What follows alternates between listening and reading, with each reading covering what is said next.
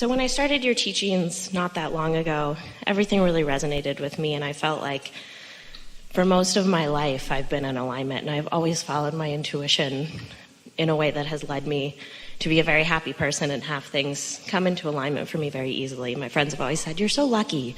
Things just come to you." And recently I think I've struggled to follow my emotional guidance system, and it's really the first time I feel lost, where like you're in a situation and it doesn't feel good, so you get out of it, and then that doesn't feel good, so then you have a desire to go back, and it's been confusing. You think you're overthinking things? Probably. Maybe trying too hard a little bit? Yeah. Trying to turn on the gas before you're pointed in the right direction? Look at it this way. Without even really knowing about this, you did know that you wanted to feel good, and you did know that you are an uplifter and you wanted to be of value. And so you just sort of leaned that way. And it came fairly easily to you. So can you identify what has changed now that it feels more confusing? There were two probably contributing factors, big areas of my life. I moved out to the West Coast, I took a new job, and started feeling more desires about what I didn't want to do work-related, and then also was in a new relationship. So. Oh, gee. So, is it possible, without even realizing it, that at least some of your alignment that you were describing was because you were in an environment of stability where most of the conditions that you were observing didn't challenge you? Definitely. And so, since you weren't challenged, you really didn't know how to develop your sea legs. So you weren't really conscientious about guiding your thoughts, because your thoughts were mostly just what you were observing. We started with that here today. So how would you describe your current state of being? For example, would you say, I now understand more clearly than ever before the importance of the direction of my thoughts? Yes. And I now understand more clearly than ever before that I have a guidance system that makes that pretty easy. I have a guidance system that could make that pretty easy. I have access to a guidance system that when I click into it, I know what to do. So it's accessing the guidance system. Last week we gave an analogy, and Esther's been laughing about it, talking to different people about it ever since. That for years the analogy that we've given about alignment is, imagine a cork floating on the surface of the water, and you can hold it under the water, and let's call that negative emotion or lack of alignment. But when you let go of it, it floats right back up to the surface again. And so we've offered that for quite a while. And then recently we've been offering the analogy about the importance of hooking in or being a vibrational match or finding resonance with your source. And that not doing that would be like vacuuming your floor without plugging the vacuum cleaner in. Going through the motions, and everyone could watch and say, good job, we see you're covering this entire floor, but you're really not accomplishing what you're setting out to accomplish. And then recently we offered another analogy which Esther really liked because the visual in her mind was so pleasing. So here's your vacuum cleaner, you, and because you do attract through sucking, and you want to be plugged in to that source energy. So your electrical cord is alive and headed for the outlet. It knows where it wants to be. It's natural that it be there, and it's going there. Unless you're swatting it out of the way, it will get there. Unless you're pulling it back, wait a minute. Your alignment is so natural. Your alignment will happen unless you do that thing that doesn't let it happen. Your alignment will happen unless you do that thing that doesn't let it happen. What is the only thing that you do that doesn't let it happen? You think thoughts in opposition. And when you do that, you feel negative emotion. So every time you feel negative emotion, it's like you're jerking that cord back. You're not letting it hook in, because as soon as it hooks in, you'll be fully empowered. So what kinds of things, we know that you know, it'll be easy to have this conversation. What kinds of things do you notice yourself doing that are like that, where you think or speak in opposition?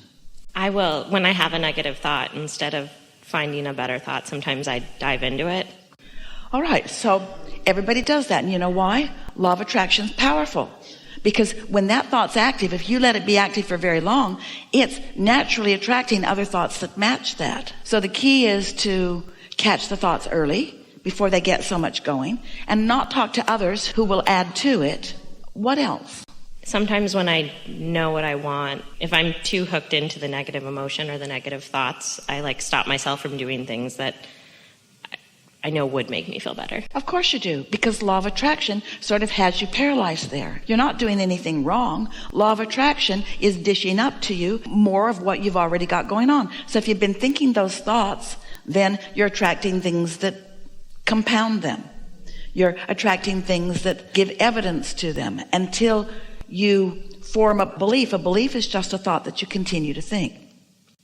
So there are a couple of things that you can do. One is acknowledge that and catch yourself in the early subtle stages. But what if you're like most people, and what if you have a history, even though most things were going well, of thinking thoughts that are not working for you and them picking up momentum, and you just got in the habit of following the thought wherever it went? What if every time you get on that subject, that's right where your mind goes? So how could you possibly release yourself from that kind of momentum? Well, the good news is every time you know what you don't want, you launch a rocket about what you do want. So you have been, without knowing it, you've been increasing the momentum of your desire a lot. And it's formulated in this vibrational reality. We are forming this circle because it's attracting cooperative components. We call it a vortex because we wanted you to accept the reality of it, even though you can't see it or hear it or smell it or taste it or touch it. It is real. So knowing that it's real, even though you can't find the thought, knowing that it's real, doesn't that sort of kind of make you feel better? It does. So when you say, I know what I want is out there, even though I can't find it yet, knowing that it is out there, does that make you feel better or worse? Better. Makes me feel good knowing it's out there, even though I can't find it. So then you said to us, because you got really tired of us talking about this vortex, all right, Abraham, enough about this invisible magic place. How do I get the money out of the vortex and into the bank? How does this become a reality worth talking about? Because you can say all of these words, it just sounds like another fantasy. You can say the words, how can I prove to myself this vortex exists? Because words don't teach, it's only life experience that teaches. How can I prove to myself that this is a real thing? And so in the beginning of your questions, we said things to you like, well, you've got to get into the vortex. Well, that didn't go over very well with you because, first of all, you don't even really believe the thing exists because you can't see it or hear it. You can't translate it through your physical senses. And you, like us, we know you do, but it's hard to believe things that you haven't proven through your own experience. Get into the vortex, get into the vortex, get into the vortex, get into the vortex. And it's like you want to scream, like we don't want to go in there. We do. We want to go in there. We just can't find the damn door. We want to go in there where everything that we want is. We want the full experience of that. So then we began speaking to you about the vibrational properties of what's in the vortex. It only contains wanted. It doesn't contain absence of wanted. So if you're walking around really keenly aware of the absence of things that you want, even though the vortex is there with everything that you do want, can you feel the problem there? You're vibrationally so far apart because what's active in you is the absence of what you want, and what's active in your vortex is the presence of what you want. You're on different frequencies. You can't receive it. So then we began saying, you must get into the receiving mode of what's in your vortex, which means only one thing. It doesn't mean you have to know it all. You have to be able to describe it in full detail. It doesn't mean that you have to understand the whole workings of the universe and understand universal laws and explain them. It just means you got to stop doing that thing that doesn't let you be in the receiving mode. Well, how do you know when you're not in the receiving mode? You feel negative emotion. We think you know, if you pay attention, what kinds of thoughts and words and actions you're offering that bring negative emotion. It's not hard. If you're doing that thing that doesn't let you be in the receiving mode, so what's in the vortex can be received by you, if you're doing that thing that doesn't let that happen, and every time you do it you feel negative emotion, that's a clue. Negative emotion is pointing right at it. There you're doing it. There you're doing it. When you're belittling yourself, you're doing it. This makes sense, doesn't it? So then you say, okay, I've caught myself 1,000 times today, Abraham. I did it quite a bit today. I did it, but I can't stop doing it. I can't stop doing it because I get the thought, and then the thought gets bigger, and then I can't stop doing it. What should I do? How can I get in the receiving mode when my practice thoughts, when my beliefs keep dishing up, because law of attraction helps me, contradictory thoughts? And we say, got to stop the thought. And you say, drugs.